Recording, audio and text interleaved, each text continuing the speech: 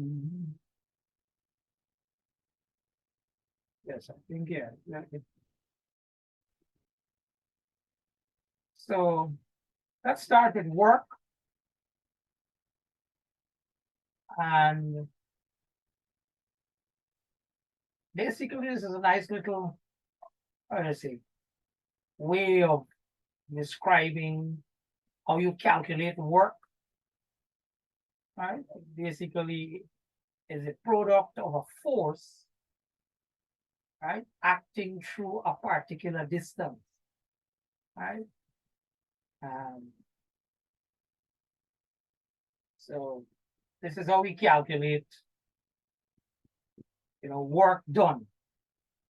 So if you were to exert a force on a body and the body moves through a distance of d, the work that you have divided by F multiplied by D. Very simple.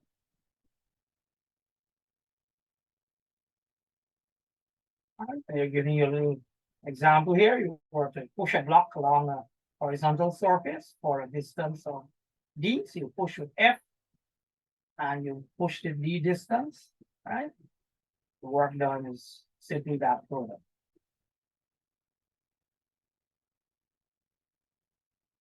At times, you might exert on a body a force at a certain angle, right? Because sometimes you're not always in front of it or behind it pushing it, right? Perhaps you see this in real life. You might, let's say you're pulling something on the ground, like a little wagon or a little, let's say that those plating trucks that you pull around. Little kid will do it. You pull it at an angle, as you see here, F, right? It's at an angle. So that's some. The force is not just any force you're multiplying by the distance, but the force has to be in the direction of the distance, right? That or the displacement, if I am to say that, right? To be very exact. So you have to resolve F horizontally. You get F cos theta. And that force now multiplied by the distance you push the block or pull the block will give you the work done. So be careful, right? Be careful there.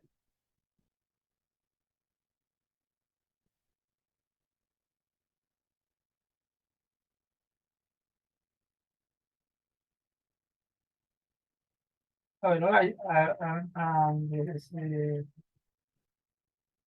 I should share just this portion of screen so you don't see all the extras and the portion of screen is very small.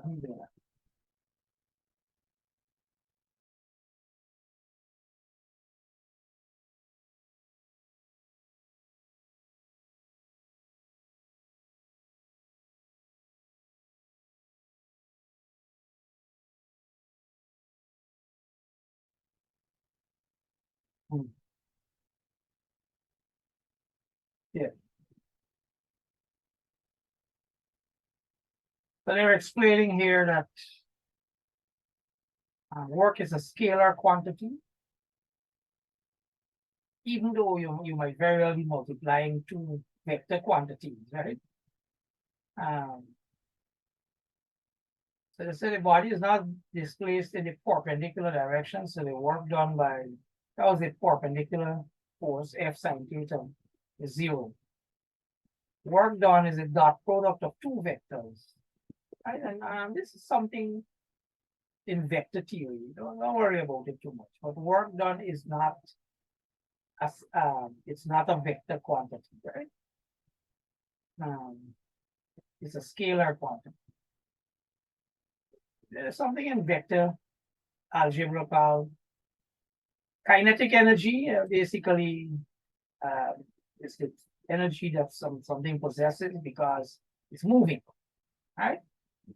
So sometimes you hear the word moving energy or kinetic energy, right? And there's actually a way to actually calculate um,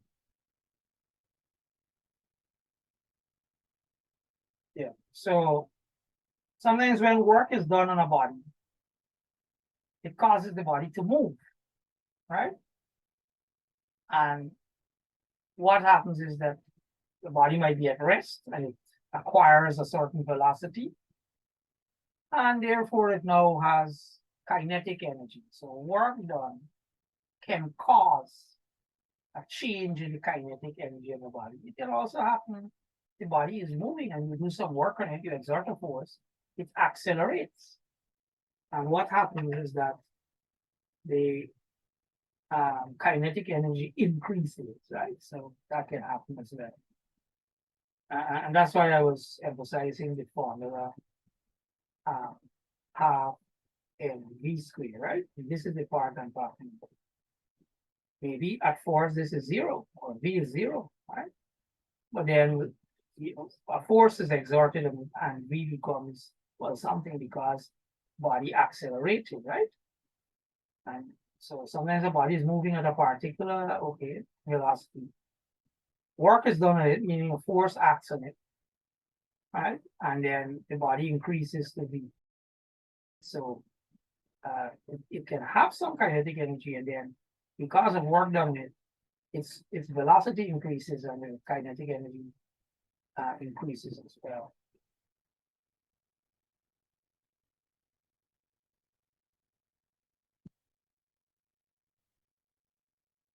And this is how they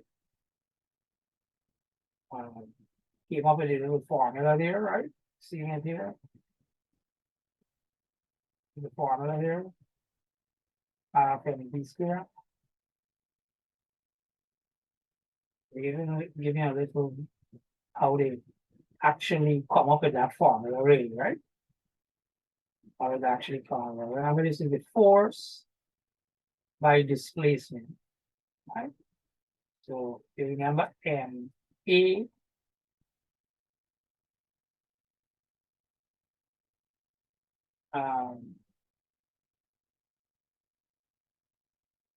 so you multiply that by v squared over 2a, right? From well, the assumption is that the thing is not moving, right? So its initial velocity is zero. So you take this formula, change it up in that form. That's what you put in the place here, right? Force equal ma, displacement equal v squared over 2a, right? You do your little cancel out and all of that, and you end up with half mv squared.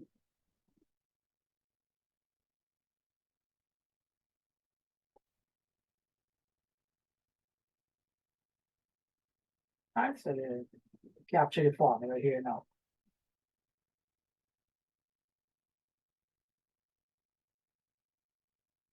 I'm going to skip this piece, right? Because we're not going to be concerned with variable force. That involves a little bit of what we call calculus, so we're not going to trouble ourselves with it.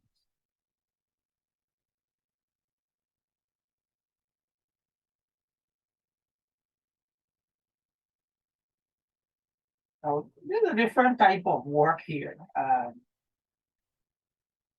Some lifting rather than something moving on a horizontal surface. And give you some questions here to try, right? So 5 kilogram through 8 meters. Right? So simply multiply the weight, which is the weight is going to be what, 5 by 9.8 newtons. And the height it has moved is 8 meters. So you just multiply the two. Right? That's pretty straightforward. 392. Well, work done really is measured in joules, the same as energy is measured in joules, right?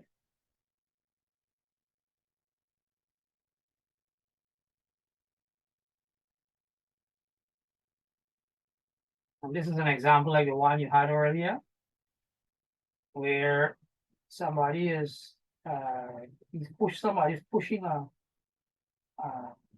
roller. Maybe there's something. versus pushing it. Right, so it's pushing with what? 15 newtons, 15 newtons. Right? And if the force makes an angle of 60, right?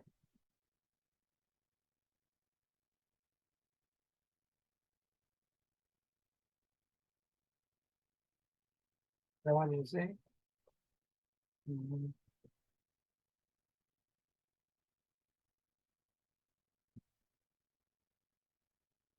The distance that it might show as well. Now, 20 meters, 20 meters, right? So you have to resolve this 15 horizontally, right? So the angle here is also 60. So this force here will be 50 cos 60 degrees. So that's your force, right? And it moves 20 meters. So you have to multiply that by 20, right? So 50 cos 60 times 20, right? And they get 500 Joule.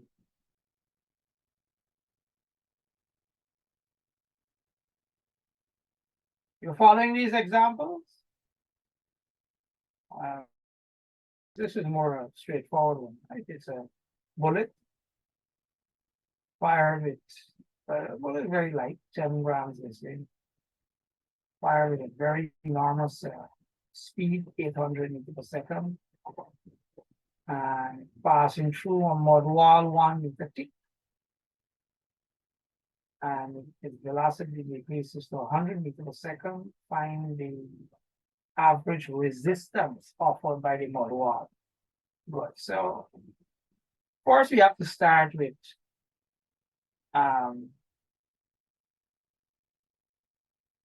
the loss in kinetic energy, right? How much it had at the beginning, how much it had at the end, right? So half mv squared minus half mu squared is going to give you how much work the wall has done slowing down this book, right? So we know all of these, right? We know the mass, we know the velocities, but the work done is equal to the force by the distance, right? And we know the thickness of the wall. Thickness is 1 meter.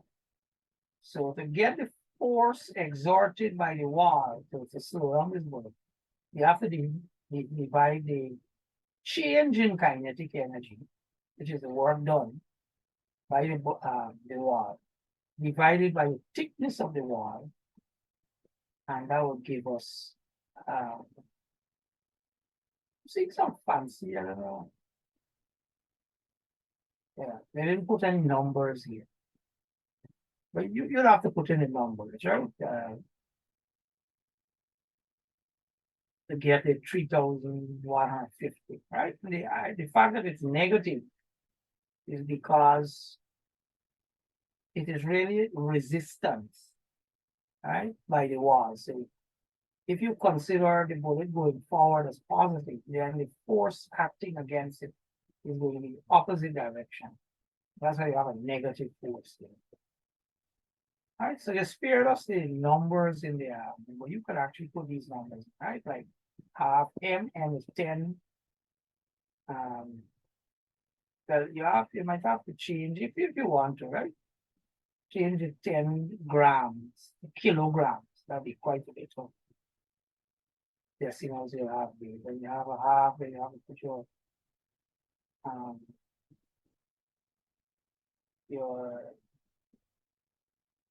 10 grams, you have to convert to kilograms, then you are fine.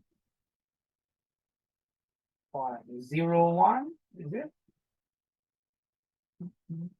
0.001. Yes, sir. Is that it? 10 over 1,000 will be 0.0.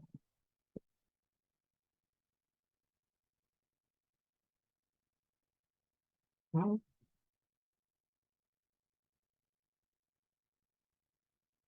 0.01, 0.001. That's right. But what you can do is if you use the formula, the end here, this formula here, right? You only have to do this conversion once. Whereas if you were to substitute here and here and do this, you would have to do a lot of it. But if you do it once here, right? So we know this, we know that, we know that. We convert M once, and you'll get that force once and for all.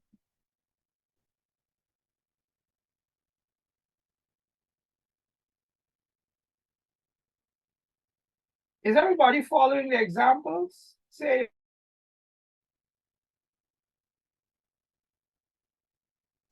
Yes, sir. there's another type of energy, a form of energy. You don't say type, you say form of energy, right? Potential energy, right?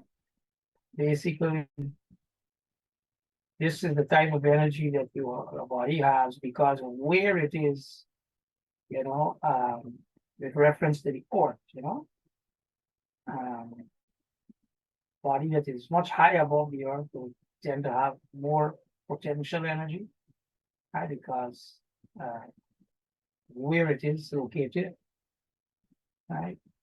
As compared to the closer, well, of course, if a body is right on the center of the earth, it doesn't have any potential energy there.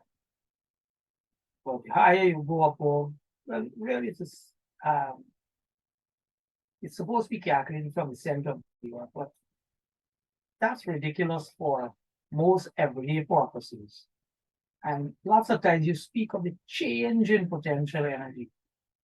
So a body on the ground, if it was to be raised a certain height, it experiences a change of potential energy. And we speak of that mostly rather than, potential energy um, as as a property of how far it is from the center of the earth.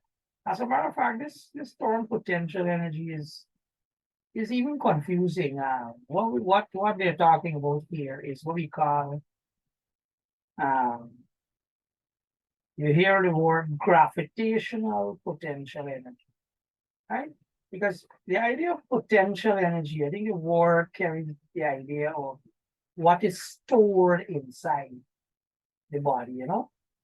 So whoever put together this slide, they should have said it's gravitational potential energy, right? Because just to explain, sometimes people speak of the chemical energy in let's say a battery or oil or gas. That's a form of potential energy in that, it's kind of stored in there.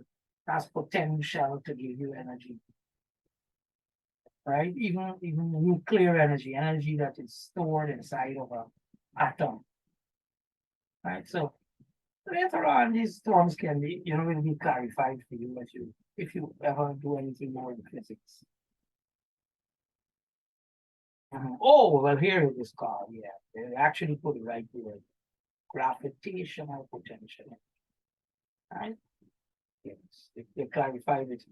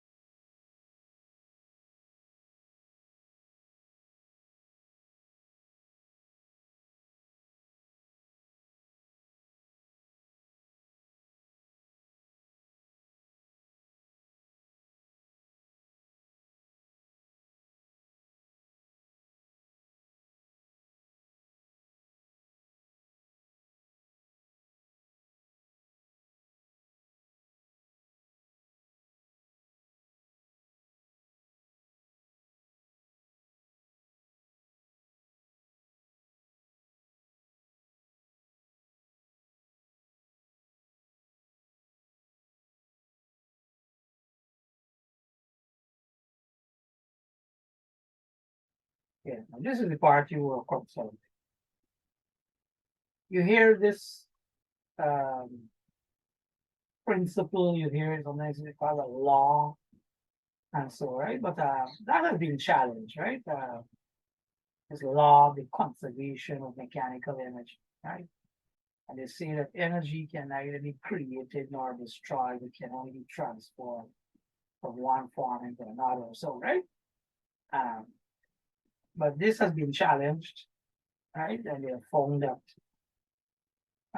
energy can be created as well as destroyed, right? That's for higher level physics. But generally, we said in a very in everyday situations, you see that energy is usually conserved, right? If a body is moving at a certain speed and hits a wall and stops, where did its energy go? It goes to the wall, right? Sometimes you hear a song, blah, right? You go to the wall, you touch it, it's a little more hot. You ever knock somewhere and it get more hot? You ever try that? You take a hammer and hit a spot. Hit a spot, especially if it's a metal, a feeling metal, you see hot. So the energy is changed to what of course sound you hear, blah, blah, blah, blah. So they can be changed, the sound is changed to how do I say? It's changed to heat, right? Or what we call internal energy. That's another heat and internal energy. Sometimes we often confuse it, right? Yeah. And I'll give you an example here that sometimes the body is high up in the air, certain height, right? And it's stationary, right? And its kinetic energy there is zero. Right? That's why they're telling you here. Zero, right? Zero. But it has potential energy, notice, mgh.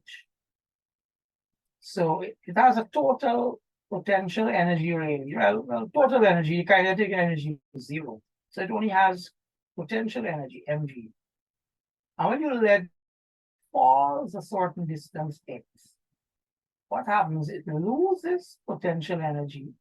But what happens is it acquires a certain velocity. Acquires a certain velocity. And therefore, it will now have a certain kinetic energy. So it has some energy, a little less because it has lost some height, but it has acquired some kinetic energy. Right? And they give you an example here for a freely falling body. The trying to see whether they're giving you the velocity, and from that you can actually calculate the kinetic energy at any point, right? At any point from wherever you throw it from, right? But the whole idea is just keep in mind that when it's in a certain height, if it's let go, it's going to lose potential energy, but that same potential energy changes into kinetic energy, right? And when it falls to the ground now, well, the potential energy it has in excess of, well, from the ground, sometimes all of that changes to kinetic energy. When it hits the ground, let's say it's a ball or an object, it doesn't fall. All that kinetic energy is transmitted to the earth, right? And maybe you hear it in the form of sound, vibration, temperature, so the ground might increase to some extent. And this situation well illustrates that we talked about the conservation of energy, right? Where potential energy is changing into kinetic energy. And when the ball hits the ground, let's say it just stops here, it doesn't bounce around, let's say it just stops. All the potential energy change the kinetic energy, and now the kinetic energy changes to these other forms of energy like sound, internal energy, and that's all it.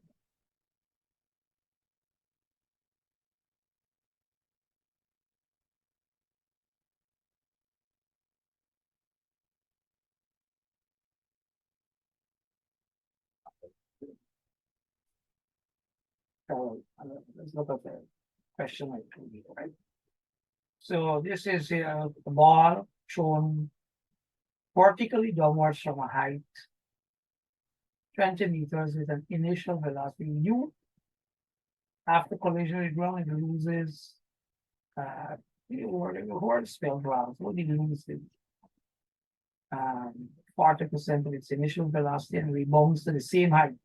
Oh, really? Can it do that? It loses all the energy and goes back to the same height. Okay. Mhm.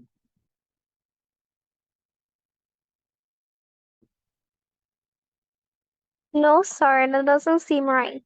Yeah, it doesn't doesn't seem right. No, that's just it's possible. I mean, it mentions that it has an initial velocity. So you put some energy into it, right? And I think that is the excess energy that makes it go back to the height. But if you were to just drop a ball, that's a little bit of physics. If you were to drop a ball, right? It might not rebound to the same height because it loses some of its energy, right? If it loses no energy, it can bounce straight back up, right? To the height where it It was depends let on go. what kind of ball, because if it's like a hard ball, then it won't bounce right out back like the soft ball. Yes, it depends on the type of ball and so yeah, that's true. That's true. The elasticity of the ball and yeah. Well, this one it seems as though it was given a velocity, so it's possible it can. This needs to be tested. But let's just Sir, keep what we have. Yeah. so like, is this possible? Let's say you're standing at a height, right? And you drop this ball. Can this ball, when it reaches the ground and bounces up back, can it exceed the height that you drop it?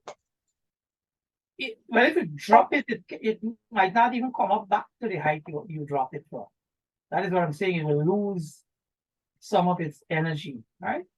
If you drop it, Okay. this one wasn't dropped, this one was thrown. So it means you gave it a little bit of extra energy, right? So I think that's what it's saying here. If you throw it at a certain velocity, it can come back even higher than where you pelted from. It's possible. Think about it. Okay, Go so you're gonna and gain try to do. energy. Hmm? You're gonna be gaining energy there. Yes, you gave it some energy, yes. And that is going to help it sometimes to bounce back even higher. Have you ever done that? You bounce a ball and it goes higher and it goes way above your head.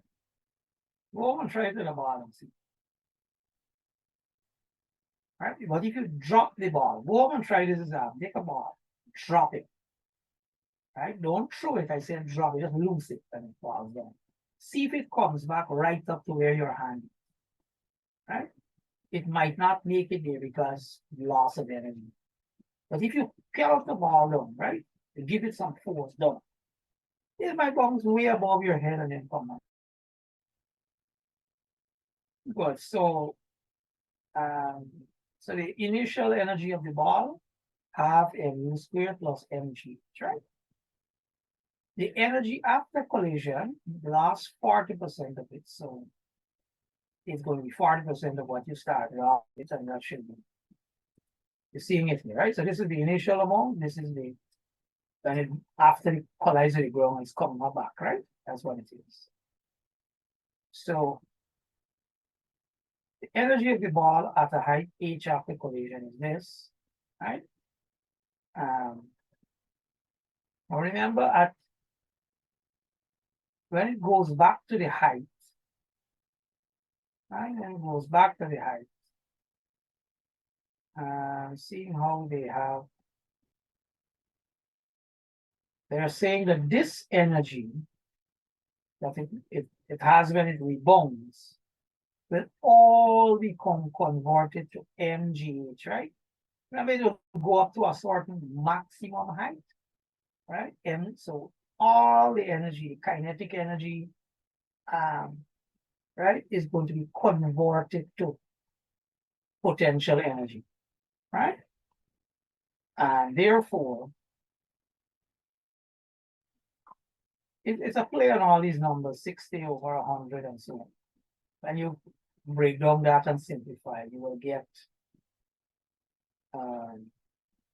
this here. All right, you want to try that to see that it actually works out. Hmm?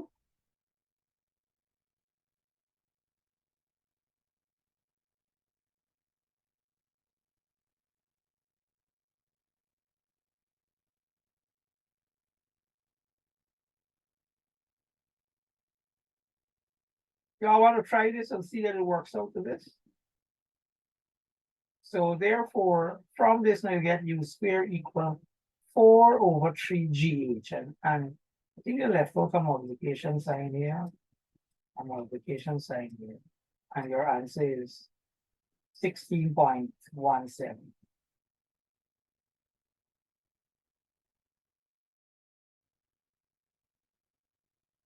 Are you simplifying this? Try this. Simplify this here and see if you're getting this.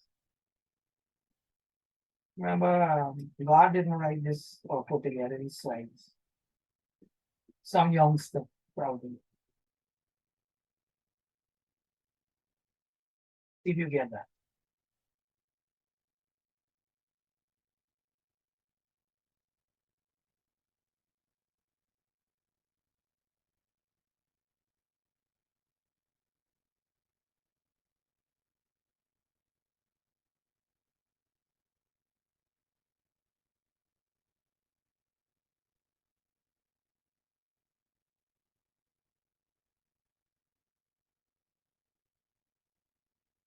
You're working on it?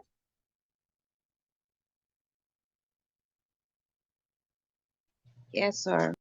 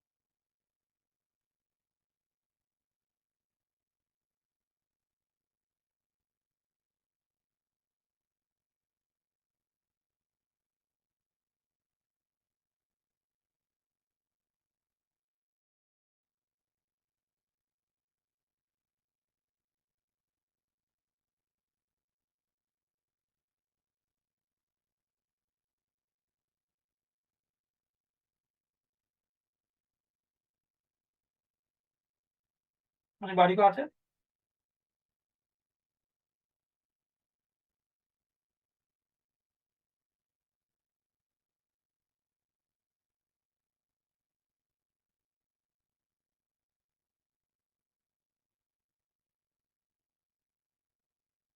Anyway, write it down. You looks like you all are not trying this thing.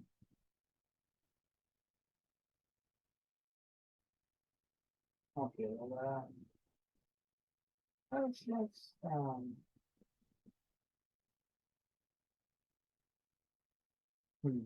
well, this is a nice example here too.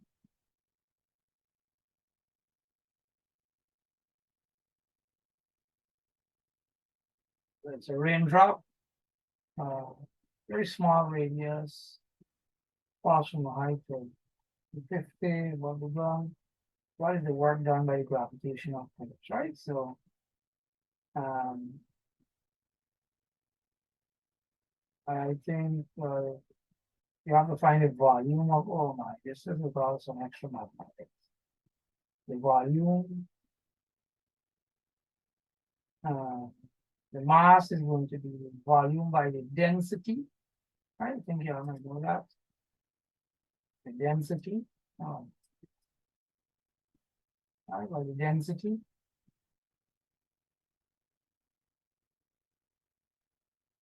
So, that's what we're trying to do. By the density. A lot of the symbols that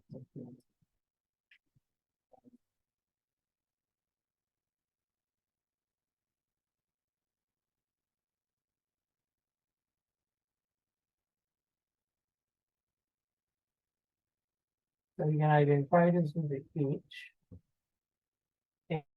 which says this is the volume 4/3 by 5.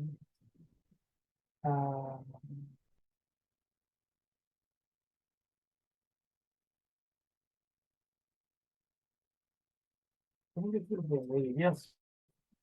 It probably changed it up to meters.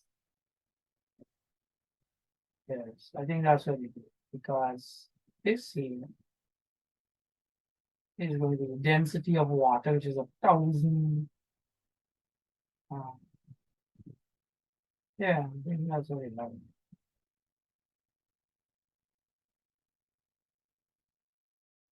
1,000 kilograms per meter cube. Yeah. Yeah. So this is the energy that is needed to kind of pull the water down to the earth, right? Work done by the gravitational force. So cause that droplet to fall.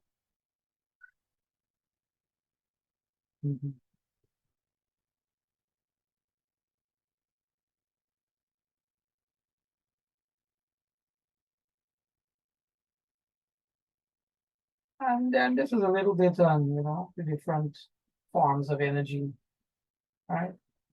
We're not gonna get into all of this. We were more focused on the mechanical part of the course, right? That talks about potential energy, kinetic energy, and the transformation from one to the other. Right? But these are just like a little introduction to the various types of energy, right? Now I spoke about, I think sometimes we mistake this internal energy, and I think we sometimes we speak of it as heat, right? Well, like when you feel something as it's warm, right? Really, it is its internal energy that makes it have a certain temperature, right?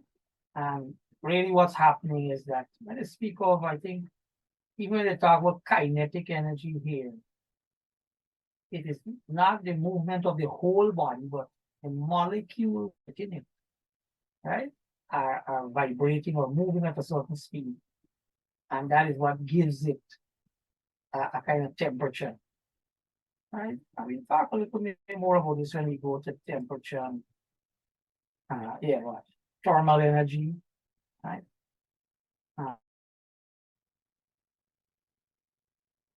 Yes, we say that there will be heat is a form of energy.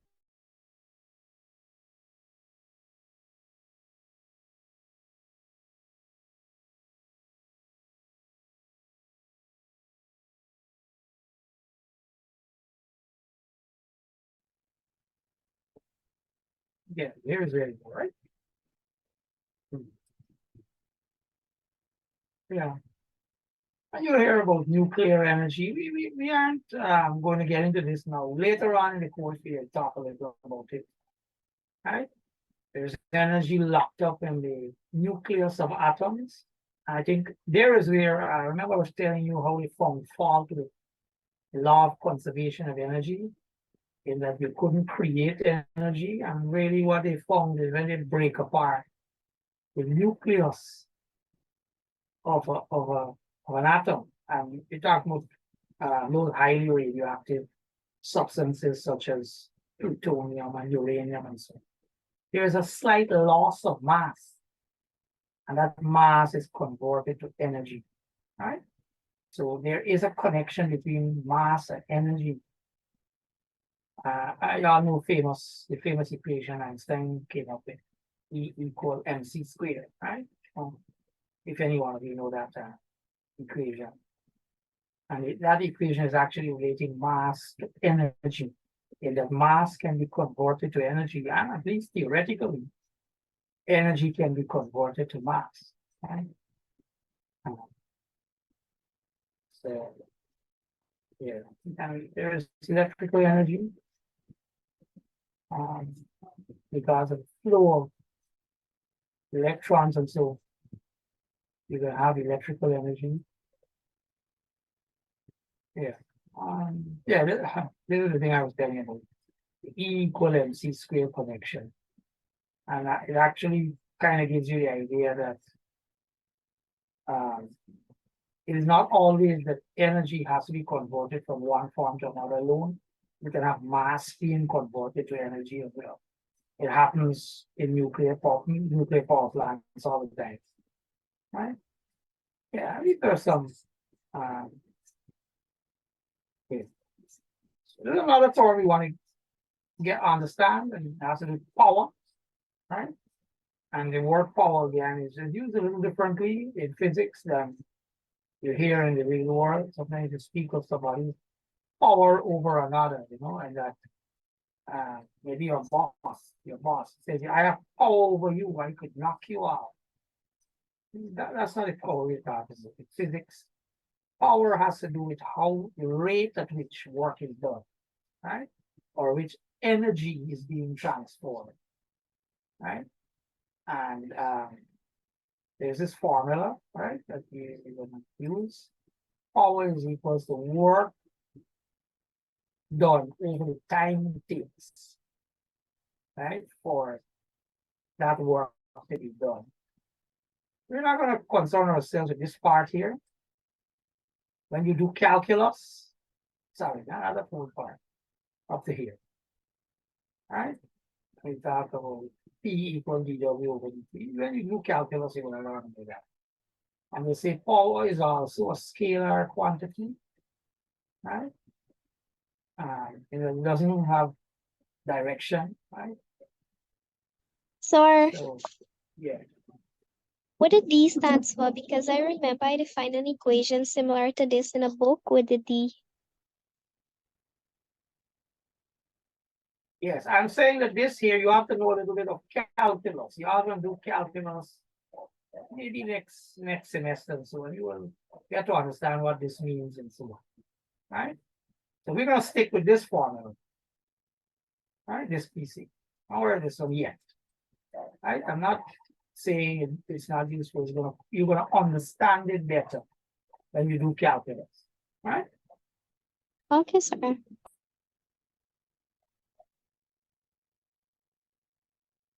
Yeah. And from that, with this formula, power equal work over time, right? Work done over the time taken for the work to be done, right? Is also equal to force by displacement over time. But you know that displacement over time is really velocity, right? You see? So you can actually express power by FV now, force by the velocity. So if like vehicles, you want to know, you have to, let's say you exert a force on a vehicle, and that vehicle acquires a certain velocity. If you want to know the power, right, needed to give that vehicle that velocity, well, here's the formula. The force you exert by the velocity it acquires will tell you the power, right? And if you want to know how much energy you need to do it, well, if you exert this force for, let's say, 1 minute and the vehicle has acquired a certain velocity, well, you can actually calculate the work done, right? All you got to do is multiply that force by the velocity by the time, right?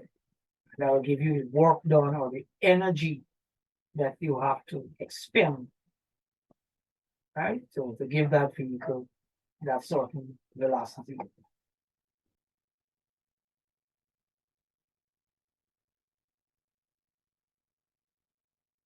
These are some nice little examples here. So look at this one. You can actually do this at home to know how much your appliances in your house use it. So this is a water pump. It's raising 0.5 meter cube per minute from a depth of 30 meters. If the pump is 70% efficient, what power is developed by the engine, right? So you want to know, well, all right, the volume of the water, right? They're converting here to meter cube per second, right? You want to put everything in the SI units, right? Meter cube per minute will only throw up our calculation. So you convert it to meter cube per second, right? The mass of the water will be what? The volume by the density of water, right? And the density of water is 1,000 kilograms per meter cube, right? This kg per second is kind of confusing here, right? Really telling you the amount of water every second, right, is this amount, whatever it multiplies. Output power, right? And we're considering every second, right? Don't forget that. So T basically is 1 second. So the output power is all this energy, right? This is the mass by the 9.8, which is acceleration due to gravity. You have to convert mass to newtons, right? Or the weight times the height we got to raise in 30 meters. So every second, don't forget, it sounds like we're calculating energy here, but we're talking about how much energy is expended every second, which is equivalent to the power, right? 2450 watts. That's the energy to carry up all that water. But what is mentioned here is that the pump is only 70% efficient, meaning that this energy here, 2450, is only 70%, right, of total energy that engine is using. So how much energy how much energy the engine has to really use is 3,500 watts. Because you're wasting something. 30% of it is lost. So you take the 2450 and multiply it by, well, you divide it, sorry, by 70 by 100. Right? You want to go the other way where you find how much is 1% and then find 100% and so on, or that's up to you. So the full power of that engine has to be 3,500 watts. And you would know that if you're using a pump that is run by an engine, and you would need 3,500 watts to get all of that water there every second, right? Don't forget, 3,500 watts means 3,500 joules every second. You have to buy a pump that is much bigger than this. Maybe it has to be rated at, I would say, 5,000 watts, right? Because you don't want to run an engine at its maximum all the time. You're burn out in just minutes. You all follow this example? Yes, sir. Yes, Right? sir. This 2450 is only 70%. You have to find 100%. You know, I used to do it at CXC, right? You have to find how much is 100%. And the 100% is 3,500. That's the power of the engine.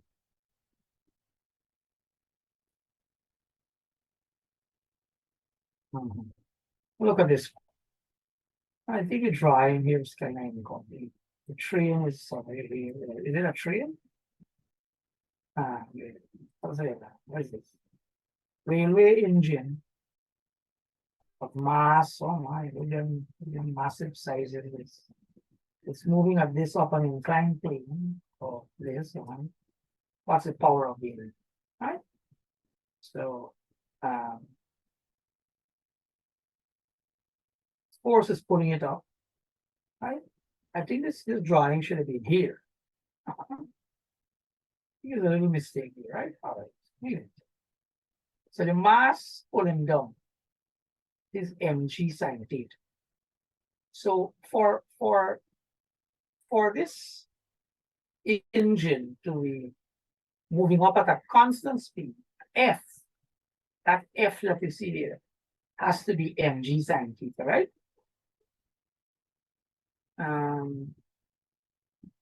Yeah. And I'm thinking, well, they didn't say anything about friction and so, well, we'll have to just neglect all of that, right? We'll have to just neglect all of that. Let's see how the calculation goes.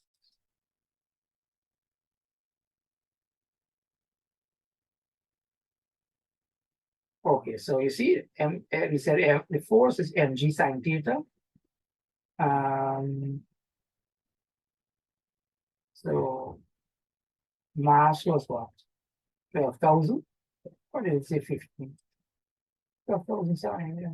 12,000 by 9.8 by sine of 15. So that's the force needed, right? And remember we said P must be equal to FV, right? So V is 5. So you have to be the engine of that train or whatever it is has to be 152,000 watts, which is 152 kilowatt. That's a pretty powerful, pretty powerful. You have to be. You have to be. You get this calculation, people? Y'all get it?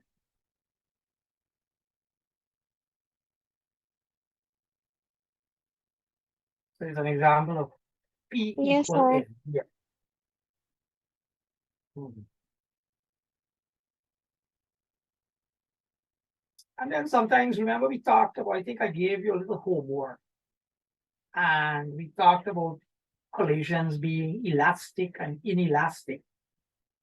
And we talked about elastic can mean, okay, when they hit and whether they bounce or whatever happens. And so if the energy is conserved,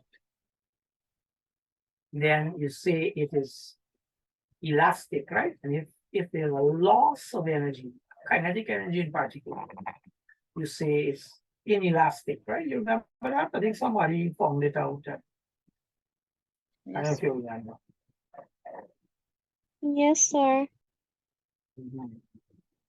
Yeah, so well, we talked about collisions, right? Two bodies hit, they can join together and keep moving in some direction. Maybe the heavier one will push the smaller one in its direction. Sometimes they hit and bounce, right? Those kinds of things. So remember we talked about the elastic one here. It says the collision with both kinetic energy and linear momentum of the colliding bodies remain conserved. It's called a perfectly elastic collision. And to be honest, this is rare when you're looking at mechanical, bodies hitting one another and stuff. But you got a lot of loss of energy, right? You hear sound, you hear parts bending up. Anybody can say though, from your little bit of knowledge in the other subject areas, where we see perfectly elastic collisions all the time. I shouldn't say see, but where it occurs, you don't see it. Where does it occur? Hmm?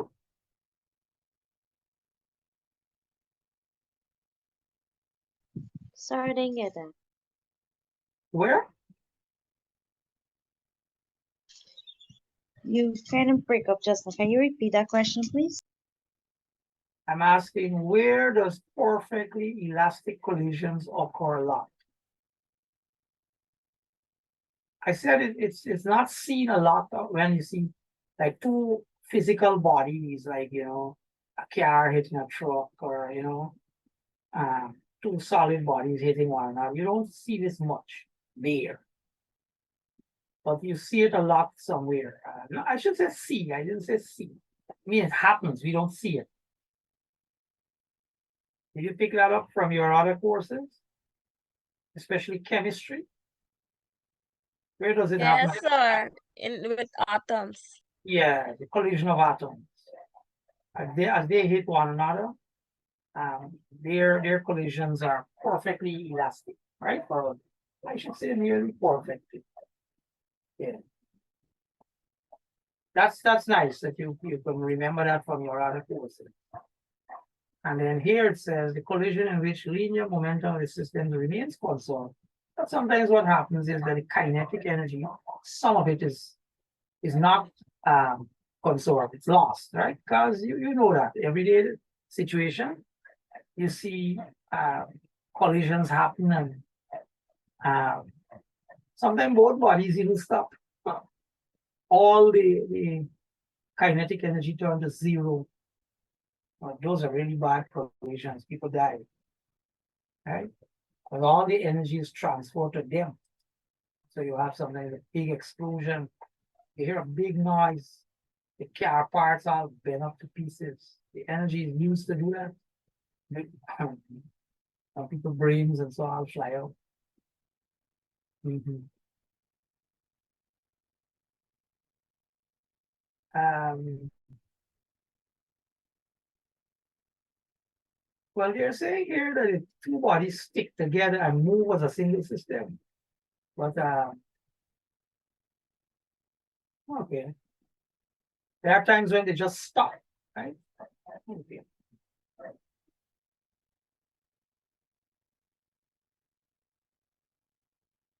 Mhm.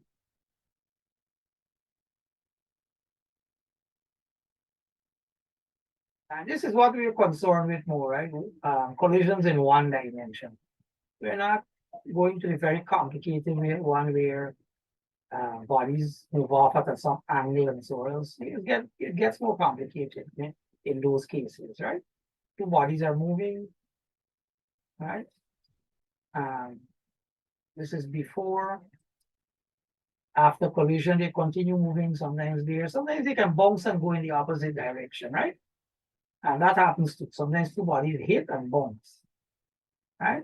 There's some amount of, how we say, elastic collision there. It can happen,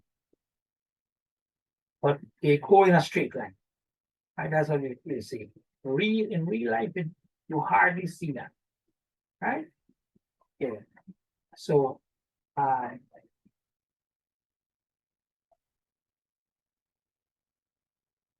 yeah.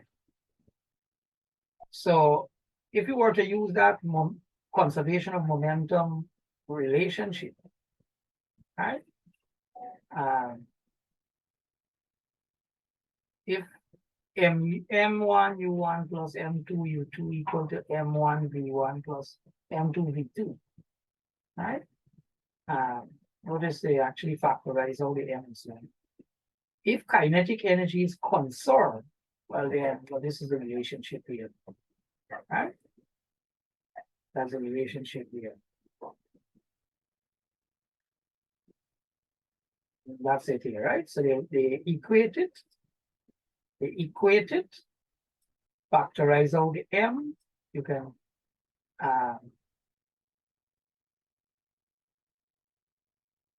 what they did here.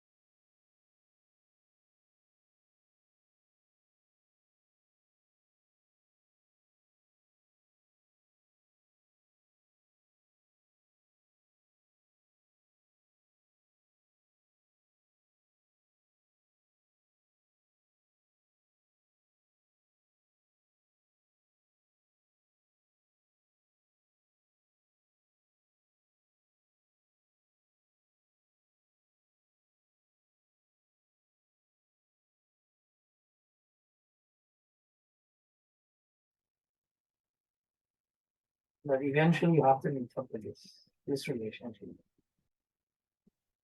Right? So somehow from the initial condition, you can end up here.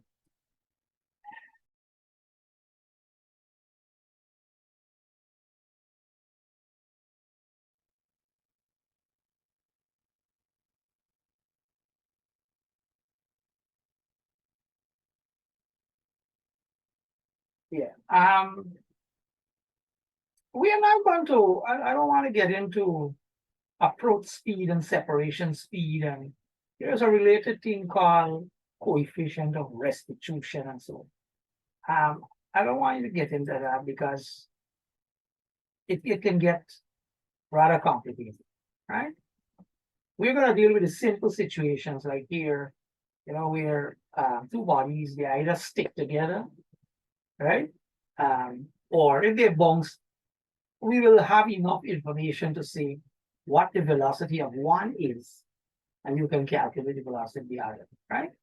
I'll try not to get into anything like situation where the separation speed comes into play, or you have to get into what we call coefficient of restitutions. Try to avoid that, right? There are some variations of the formula. Forget it.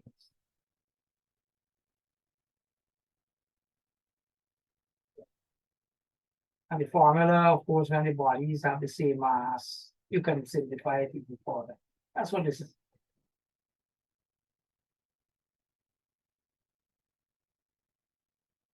I'm giving some examples. The heavy body collides with the light body. There's no change in velocity of the heavy body. And the light body moves with twice the velocity of the heavy body.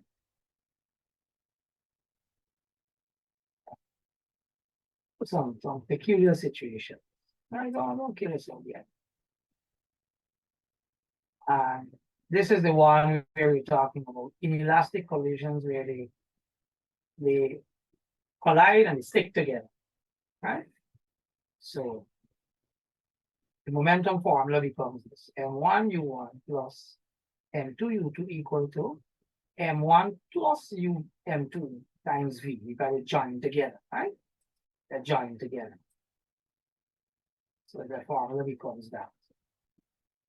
You can find v, and so I think that's why they're trying to do it.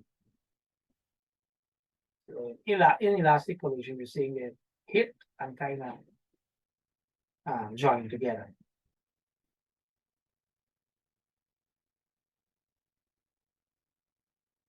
And usually, if you do the calculation, you can see that there's a loss of kinetic energy. Well, that's what they're telling you, right? Loss in kinetic energy, you can actually calculate it.